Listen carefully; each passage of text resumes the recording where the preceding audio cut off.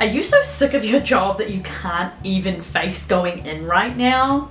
Before you hand in your resignation, you need to set these boundaries immediately. My guess, you don't actually hate your job. You just need better boundaries. In this video, I'm going to share 3 boundaries you need to set at work to avoid burning out. If we haven't met yet, my name is Lucy. I am a work-life balance coach and I help overworked women have more time and energy for themselves. If you want to set boundaries at work and put yourself first unapologetically, you can hit that subscribe button in the corner at any time during this video.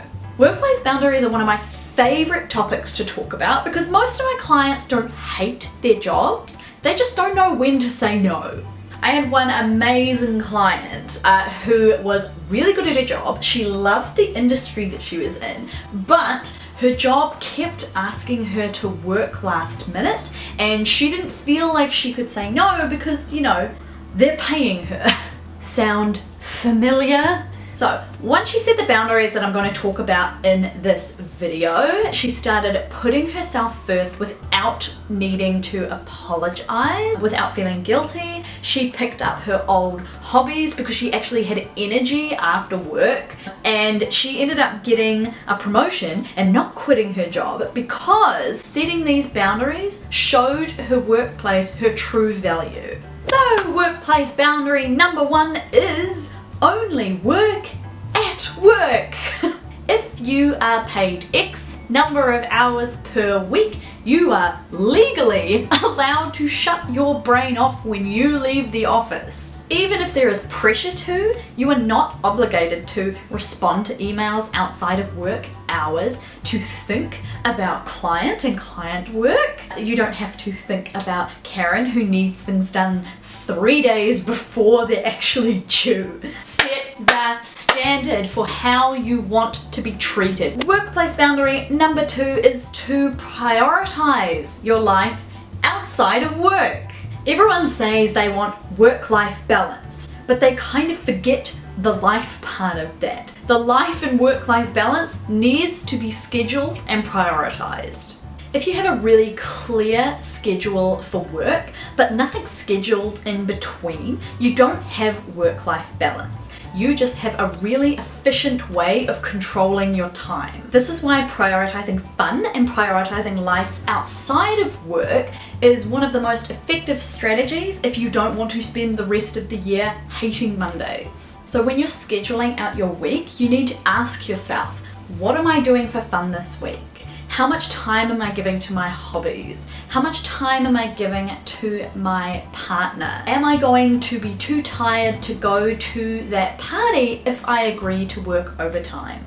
Ask yourself these questions first, schedule in these fun things first and make them non-negotiable, and you will see a huge difference in your energy levels at work and outside of work. I would love to know, what are your favorite low-cost self-care activities that keep you energized throughout the week?